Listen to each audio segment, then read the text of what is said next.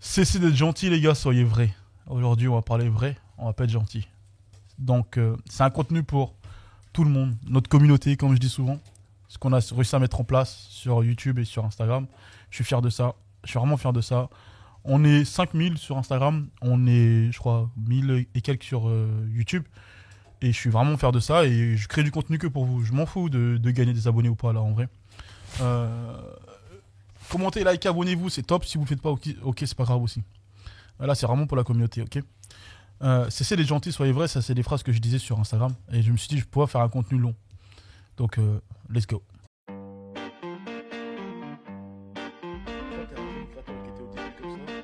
par des liens au tissu noué, comme les bandanas. Devant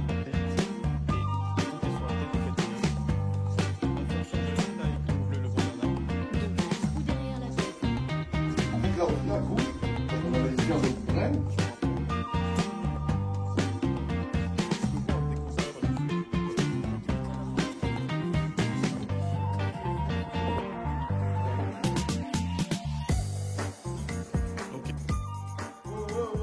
Ouais, on est de ces foutus locaux là, ou bien alors.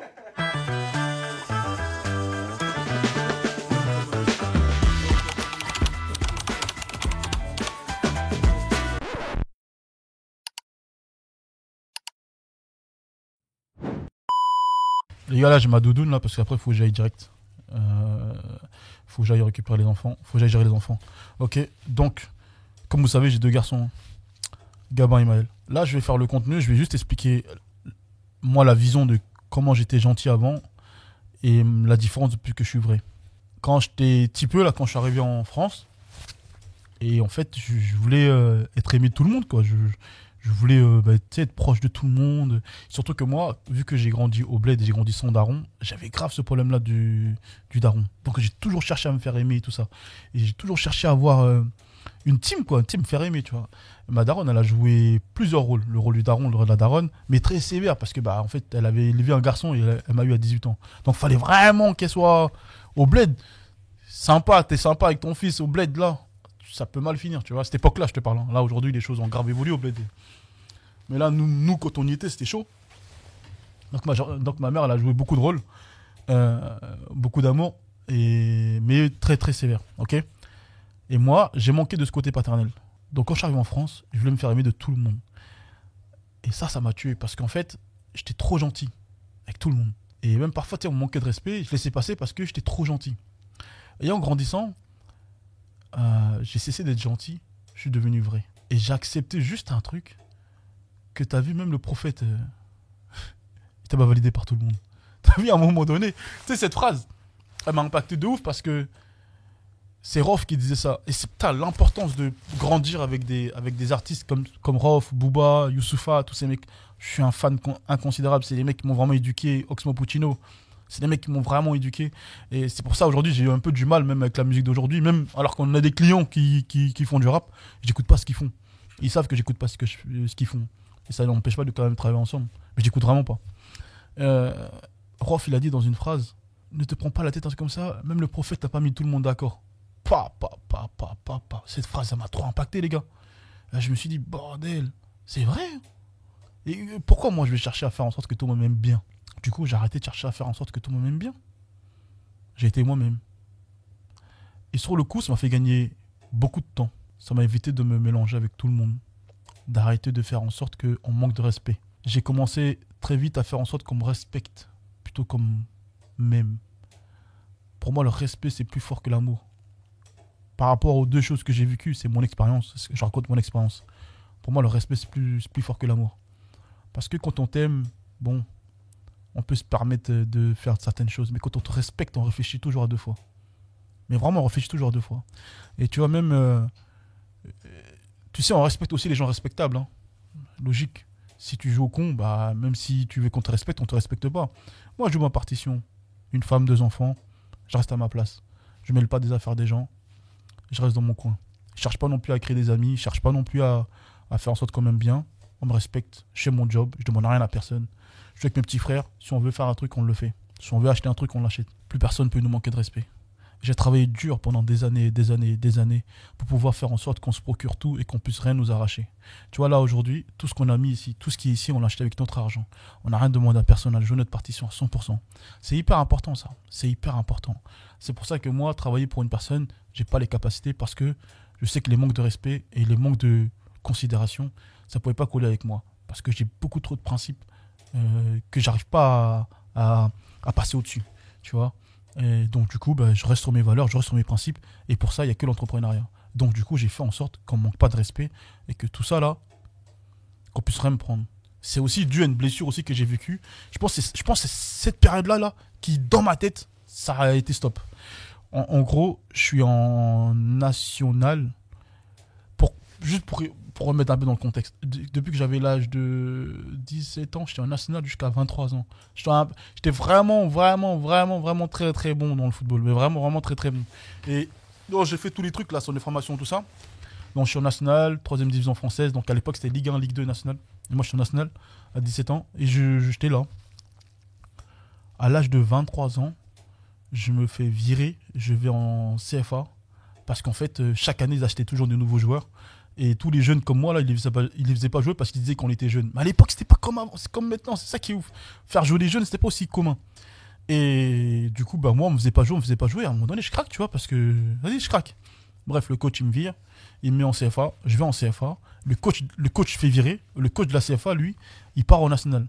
Et moi, je l'appelle, je vous jure, je l'appelle, et je lui dis, ouais, c'est comment et tout, est-ce que tu comptes me reprendre? Mot pour mot. Il m'a dit ça mot pour mot.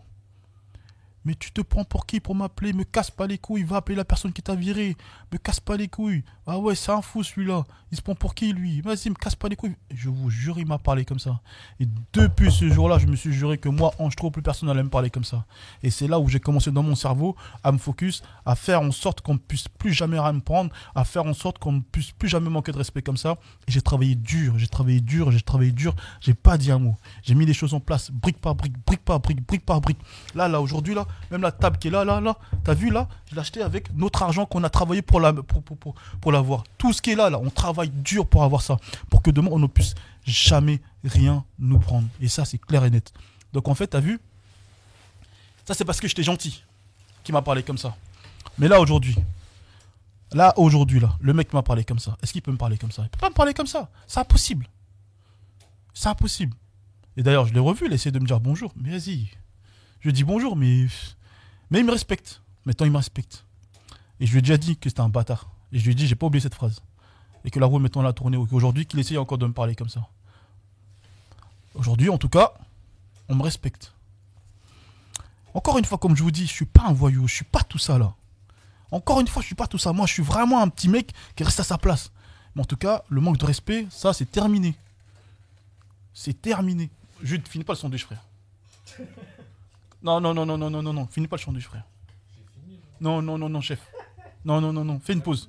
Non, fais une pause. Non. Il est grave intéressant ton sandwich, fais une pause, s'il te plaît. Non, chef.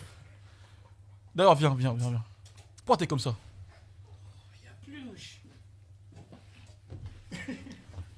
Pourquoi t'es comme ça, Jude? C'est l'arme du crime, apparemment. Ah, Jude. Non, chef. Moi, Chef, mais il non. n'y a plus chef. Mais non, tu peux pas faire ça, Jude. Mais chef. Jude, t'as vu? Ça, c'est les meilleurs sandwichs, les gars, vous savez, vous. Vous savez. Qui c'est qui a fait ça? C'est la daronne? Mais non, je suis quand même un adulte. Non. Je peux faire un sandwich aux rillettes. C'est incroyable. Mais ça t'intéresse, toi? Ça m'intéresse vraiment. Même en diète. Ah, vas-y. Même en diète, ça m'intéresse.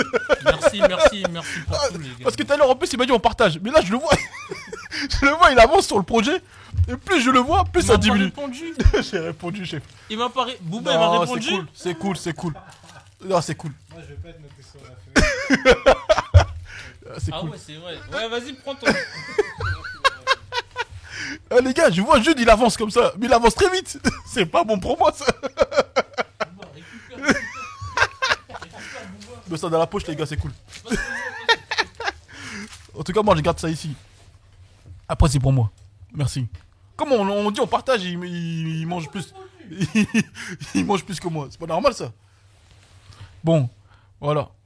Comme je disais, en tout cas, aujourd'hui, je demande juste à tous les toutes les personnes de la communauté, faites en sorte d'être vrai, cessez d'être gentil.